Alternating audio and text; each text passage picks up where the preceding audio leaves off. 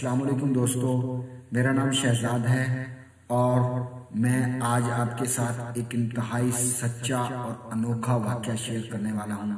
یہ سعودی عرب کی عدالت کا ایک عجیب و غریب قصہ ہے جو 100% حق اور سچ پر مبنی ہے۔ دوستو، اس کی تفصیل کچھ یوں ہے کہ سعودی عرب کے شہر قصیم کی شرعی عدالت میں ایک مقدمہ پیش ہوا۔ ایک شخص جس کا نام حزان الفہیدی الحربی ہے اور یہ بریدہ شہر سے 90 کلومیٹر دور ایک گاؤں اسیا کا رہنے والا ہے، اس نے شرعی عدالت میں یہ مقدمہ دائر کیا کہ میں اپنی ماں کی خدمت کرنا چاہتا ہوں، جبکہ میرا بھائی بضد ہے کہ وہ ماں کی خدمت کرنا چاہتا ہے۔ ہم دونوں کے درمیان فیصلہ نہیں ہو پا رہا، اس لیے عدالت اس پر اپنا فیصلہ دے۔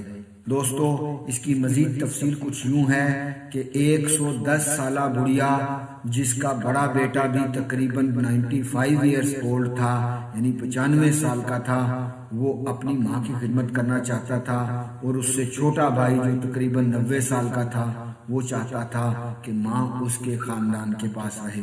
یہ دونوں بھائی علیحدہ رہتے تھے اور دونوں کے اپنے اپنے خاندان تھے۔ پہلے یہ ماں بڑے بیٹے کے پاس رہ رہی تھی اور بڑا بیٹا اس پر بڑا خوش تھا کہ مجھے ماں کی خدمت کا بھرپور موقع مل رہا ہے اور میں اللہ تعالیٰ کے ہاں اس کا ضرور اجر پاؤں گا۔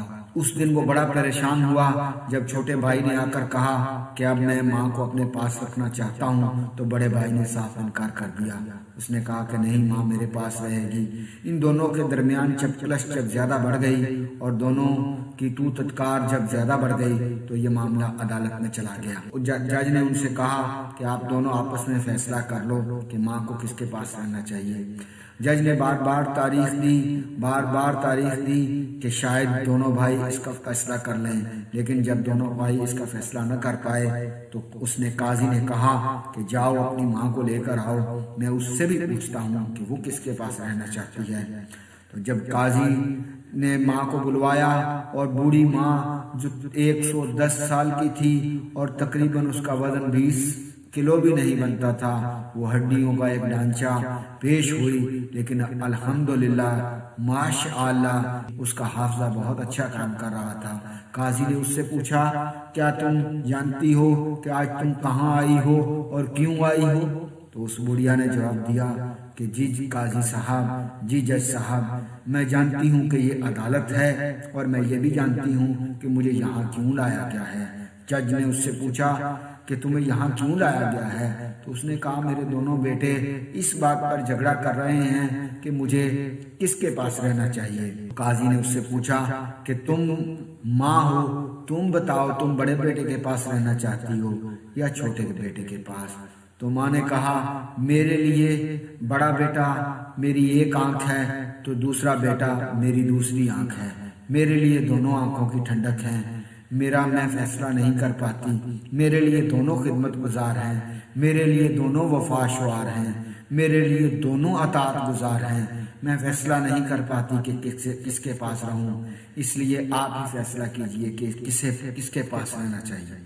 جب قاضی نے یہ سنا کہ ماں خود فیصلہ نہیں کر پاتی اور دونوں بیٹے انتہائی اطاعت گزار اور فرما بردار ہیں، تو قاضی نے چھوٹے بیٹے کی اچھی صحت اور مالی تو حالت اچھی دیکھتے ہوئے اس کے حق میں فیصلہ دے دیا اور کہا کہ چھوٹا بیٹا چونکہ نسبتاً بہتر ہے صحت میں، اس لیے اسے ماں کی خدمت کرنے کا زیادہ بہتر موقع مل سکتا ہے، اس لیے میں فیصلہ چھوٹے بھائی کے حق میں دیتا ہوں۔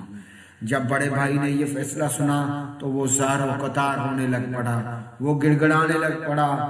اس نے کہا کہ میں جب مر جاؤں گا تو میں اللہ کے حضور یہ شکوہ کروں گا کہ اے اللہ تو نے مجھے بڑا کیوں پیدا کیا، اور اگر بڑا پیدا کیا تو اے اللہ تو نے مجھے دولت میں فراوانی کیوں نہ دی، تو نے مجھے دولت میں کثرت کیوں نہ دی کہ میں اپنی ماں کی بہتر خدمت کر سکتا اور فیصلہ میرے حق میں آتا اگر میں چھوٹا بیٹا ہوتا۔ لیکن اس نے جج کے فیصلے کو تسلیم کیا۔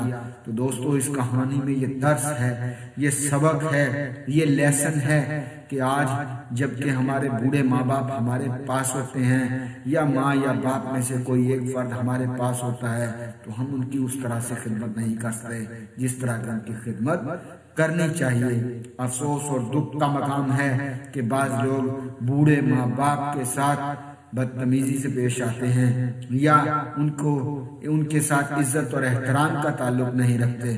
تو دوستو، یہ واقعہ ہمیں درس دیتا ہے کہ اگر ہم چاہتے ہیں کہ مرنے کے بعد اس کا اجر کمائیں، چاہتے ہیں کہ ہم نیکیاں حاصل کریں، تو پھر ہمیں ماں یا باپ میں سے کوئی بھی اگر ہمارے پاس موجود ہے تو ہمیں اس وقت کو غنیمت جاننا چاہیے اور ان کی خدمت کی ہر ممکن کوشش کرنی چاہیے۔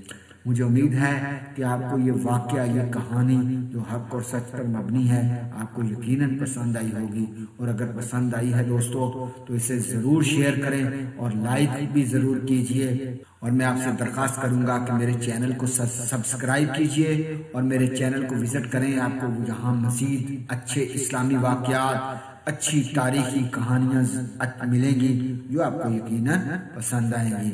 جزاکم اللہ احسن الجزا، بہت شکریہ، بہت مہربانی۔ السلام علیکم ورحمۃ اللہ وبرکاتہ۔